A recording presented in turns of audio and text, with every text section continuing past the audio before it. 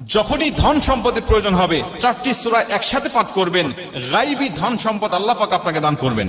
অবাক করা একটি হাদিস, রাসূল সাল্লাল্লাহু আলাইহি ওয়াসাল্লাম আমাদের জন্য চমৎকার ভাবে এই হাদিসটি বর্ণনা করেছেন। আনাস ইবনে মালিক রাদিয়াল্লাহু তাআলা আনহু হাদিসটা বর্ণনা করেছেন। তিরমিজি শরীফের 2895 নম্বর হাদিস। তিনি বলছেন, আন্না রাসূলুল্লাহ সাল্লাল্লাহু আলাইহি ওয়াসাল্লাম ক্বালা লিরাজুলিন মিন আসহাবি, রাসূল সাল্লাল্লাহু আলাইহি ওয়াসাল্লামের কাছে একজন সাহাবী আসলেন। নবীজি তাকে জিজ্ঞাসা করছেন, হে সাহাবী, হে অমুক, তুমি কি বিয়ে করেছো? তিনি বলছেন, ক্বালা ইয়া রাসূলুল্লাহ, আমি বিয়ে করি নাই। আল্লাহর কসম, আমি এতটা গরীব যে বিয়ে করার জন্য যে সম্পদের প্রয়োজন, এই সম্পদ আমার কাছে নাই। আমি এতটাই গরীব যে বিয়ে করার জন্য যে মালের প্রয়োজন হবে, সম্পদের প্রয়োজন হবে, এইটুকু সম্পদ আমার কাছে নাই। নবীজি, আমি কেমনি বিয়ে করব?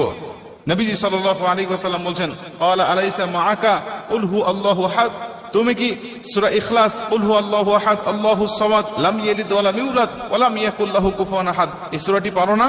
তিনি বলছেন, ক্বালা বালা ইয়া রাসূলুল্লাহ, আমি পারি তো এই সূরাটা। নবীজি বলছেন, ক্বালা আলাইসা মাআকা ইযা জাআ নাসরুল্লাহি ওয়াল ফাত, তুমি কি সূরা নাসর ইযা জাআ নাসরুল্লাহি ওয়াল ফাত ওয়া রাআইতান নাসা ইয়াদখুলুনা ফি দীনিল্লাহি আফওয়াজা ফাসাব্বিহ বিহামদি রাব্বিকা ওয়াস্তাগফির ইন্নাহু কানা তাওয়াবা, এই সূরাটি তুমি পারো না? সাহাবী বলছেন, ক্বালা বালা ইয়া রাসূলুল্লাহ, এই সূরাটি তো আমি পারি। নবীজি বলছেন, ক্বালা আলাইসা মাআকা, হে সাহাবী, তুমি কি কুল ইয়া আইয়ুহাল কাফিরুন, এই সূরাটি পারো না? কাফিরুন সূরাটা কি তুমি জানো না? তিনি বলছেন, ইয়া রাসূলুল্লাহ, এই সূরাটাও তো আমি পারি।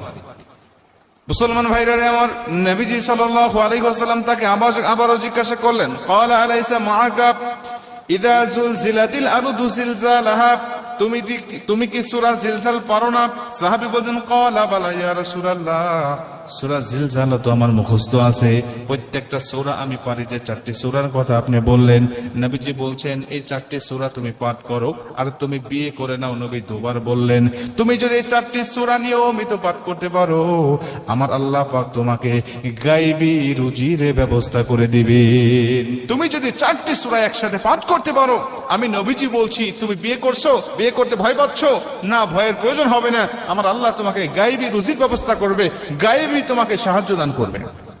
এই হাদিস থেকে প্রমাণ হয়, যদি আমরা এই চারটি সূরা সকাল বিকাল যখনই আমাদের মনে হবে, বা 5 ওয়াক্ত ফরজ নামাজের পরে যখনই আমাদের স্মরণ হবে, মনে হবে, তখন এই চারটি সূরা যদি আমরা পাঠ করতে পারি, এই চারটি সূরাই কিন্তু ছোট্ট ছোট্ট সূরা। আর আমরা নামাজের মধ্যে এই সূরাগুলো তেলাওয়াত করি সবচেয়ে বেশি। এই সূরাগুলো কিন্তু আমাদের অধিকাংশ মানুষের মুখস্থ রয়েছে।